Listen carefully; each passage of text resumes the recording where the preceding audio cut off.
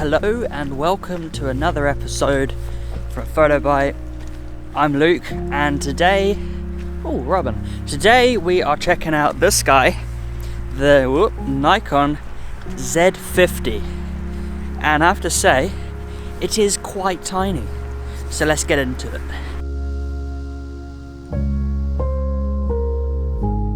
So as you may have seen if you haven't checked it out, we did actually cover the Nikon on the announcement day out in London, and we were quite impressed with it. It was small, it was nifty, it is part of the Z mount range, which is Nikon's mirrorless range that they're pushing. So far the only two cameras they have done is the Nikon Z6 and the Z7. So this is their little brother, or sibling. Let's go with sibling. Don't want to put a label on things. And you know, this is one designed for Instagrammers apparently, so that was kind of their push. This thing has like over 20 different filters in it, so really quite a piece of kit. But I think what's most impressive is how much they've been able to cram in this thing. I mean, you're looking at a 20 megapixel sensor, you're looking at, well, let's find a place, and we'll run through the specs exactly. I'm trying to find a location to do this video. I kind of like what's up there. It's just how do we get up there safely with two cameras? Oh, there's a little, very muddy, very slippery. This could be a very bad idea. Oh. Use the grass for grip. Use the grass for grip. There we go, we're making it. Oh, little steps. There we go. There we go. Nice view, huh? Right, let's get you set up. So just running into some of the specs of the Nikon Z50. Inside we're looking at a 20.8 megapixel sensor. It can do 11 frames a second. Its ISO is 100 to 51,200, thereabouts. You know, it's kind of the same at that point. It also rocks their Z mount system, which is very, very helpful. It has a 2.4 million pixel Viewfinder EVF, which is again very handy. Not the highest of resolutions, but it's usable.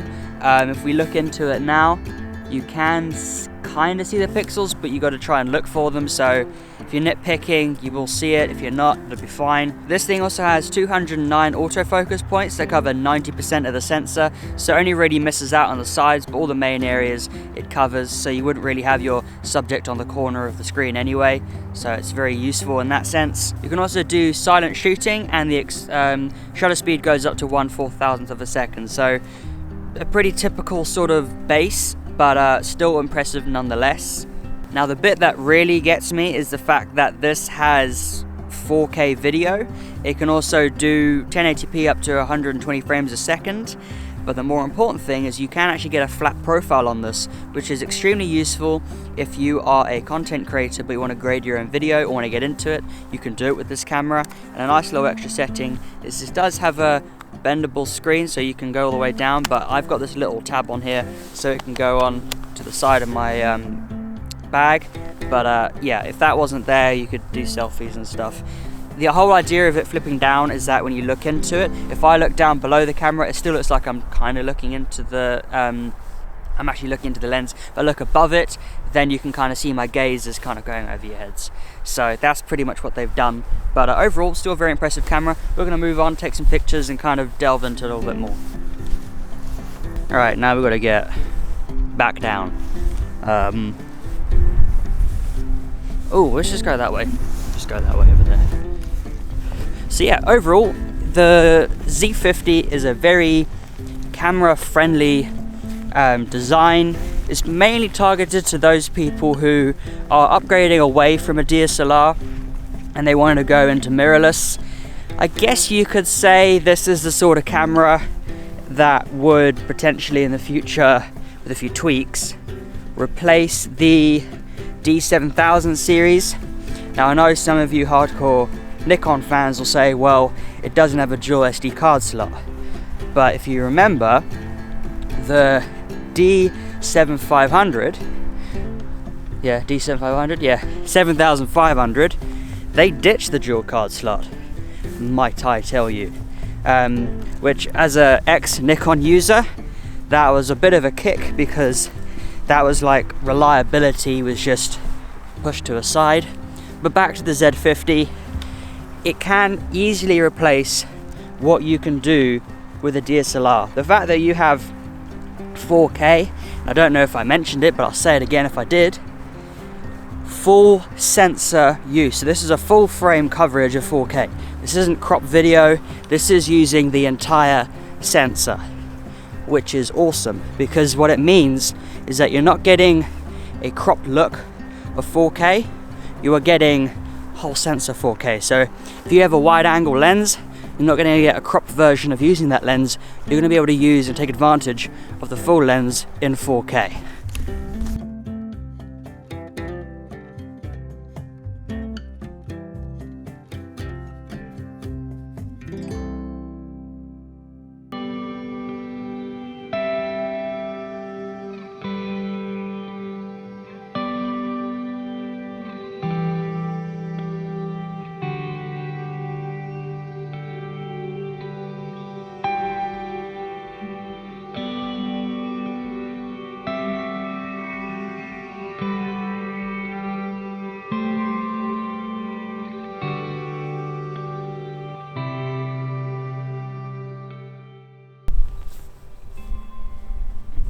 I think the bit that impresses me most about the Z50 is how capable it is. Now, let me just tilt you guys up a little, because you guys are kind of looking down on me.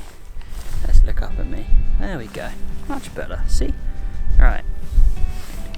So in terms of some of the features that the Nikon has, it has this lovely deep grip, so you never feel like it's too small. I mean, I have small hands, but it still feels like even a big-handed person would feel very comfortable using it.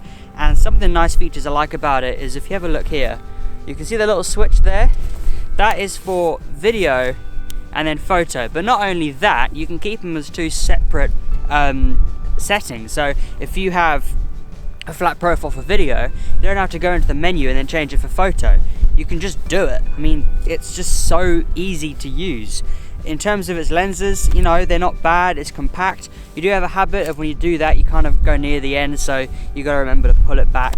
But just in general, it's a very comfortable camera to use. The screen flips out, it's also a touch screen, so you can just use it to focus if you want to. But I'm a little bit old school, I just use this control here, so I can just move it around manually, but you can just move your thumb in there and have it set to what you want. But back to this little section here, what's convenient about having photo and video as separate places, in separate places, is the fact that you can then just adjust the dial. So if you wanted to be in program mode and go over to video, you're in program for video, or you can go over to aperture priority. It's super easy to use and it's extremely convenient. So some of the real conveniences of traveling light is the fact that you're not having to worry about weight. You're going on holiday, it's not going to be a big deal when it comes to taking your camera with you, as it is with much larger, much heavier cameras. And I mean, even this lens here, this is the 50 to 250, even this compacts, but it weighs nothing, and it just makes life so much easier when you go from switching from big lens to small lens. The little quick release is on the outside, so we'll just pop that in there. Grab this guy, always point your camera down, pop that bit in there, and then we just got to line up the two dots and click it in. But even that, extremely lightweight, extremely easy to use. We just take this guy here, let's just pop him back on, and we'll pop that back in. So if you're looking at purchasing the Nikon Z50, it comes in a different range of packages. You can get the body only, you can get the 16 to 50, you can get the 16 to 50 with the 50 to 250. You can also get it body only or body with the FTZ account, FTZ adapter. Don't know why I said encounter. Anyway, I'm going to run through the list just to break it to you. So the Nikon with the 16-50, you're looking at £989. When you're moving over to the twin pack, so that offers you both the 16-50 and the 50-250, that's going to set you at £1,200. Then if you have a look at the Z50 with the adapter, the FTZ adapter, that will be £989. So you're looking at the same price as it with the 16-50, same price there. If you're looking at the 16-50 with the FTZ adapter, that's going to be £1,129. And then for the body only, £849. So do with that what you will. I would say the best package in there would be to get the 16-50 with the FTZ adapter, but as I said, that is £1,129, so maybe not the most ideal.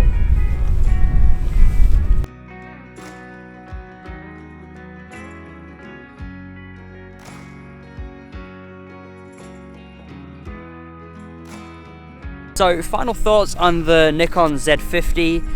This is an extremely capable camera, and honestly, just using it out today, playing with some of the features, I mean, the lenses have aperture rings on them. I mean, you didn't get that, you know, like 4 years ago, so it's nice to have that. It's comfortable to hold, it's easy to use, it's intuitive. Even if you're new to photography, the kind of picture profiles in the JPEGs you get straight out the camera are incredible, and the autofocus just snaps. You can use the touchscreen if you want to. As I said, I'm not a big user of touchscreens. I'm a bit old school in that sense. But you know, overall, it's an impressive camera. The battery itself, yeah, it's a little different from what we normally see. So you can't use your previous batteries with it, because this is the EN-ER25. So it's not the 14 or 15. It's completely different. But still, you know, it handles doing photos well.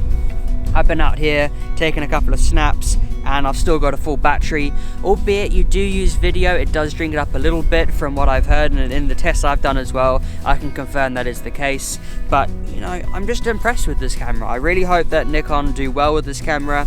Even some of its features that it has, you've got a mic in there, you've also got HDMI and a USB, so you can charge on the go. Would have been nice to have a headphone jack, but I'm not going to be, you know, I'm not going to complain about it. You know, it's still a very capable camera. Other nice features that this has is the fact you've got Bluetooth and Wi-Fi. So that way you can link up to your phone when you're out on the go, edit the photos. You know, it just helps with the workflow. You're not having to go back over to a computer or a laptop and edit. So you just skip that whole thing and you can just go straight into sharing the photos, which is what this camera's been made to do. But as I said earlier, it's extremely lightweight, but it feels robust. Like, I feel if I drop this, it's not going to be a big deal. It's going to handle it. It might even do that on the way down. It's that light. That's a joke, by the way, just so we're clear. But yeah, as I said, extremely capable camera. I like the viewfinder. Yes, it's a low resolution. It does have a pop-up flash though, so that kind of wins on those points. But back to the viewfinder. It's very easy, very simple to use. It's nice and clear. You know, it's not the widest viewfinder I've used, but still, it's perfectly fine for those who are coming into the mirrorless world. The screen itself, extremely easy to use. There really isn't that much to complain about this camera. So if you're in the market, whether you are upgrading from a DSLR, or maybe you're looking at going down to the world of mirrorless, or maybe you're new to photography, maybe you have a bit of money, you know, sitting around, this is a great investment. I mean, if you're looking to upgrade from a Z50, you got the Z6 and the Z7, and you got lenses to go with it. Albeit these are crop lenses, so they wouldn't, you know, be, but you get my point. It's growing, and the lens choices, you know, they're limited at the moment, but Nikon are expanding. So overall, very impressed with the camera. If you guys have any questions, leave them down in the comments below. Don't forget to subscribe, and as always, my name's Luke, this is PhotoBuy, and we'll see you next time.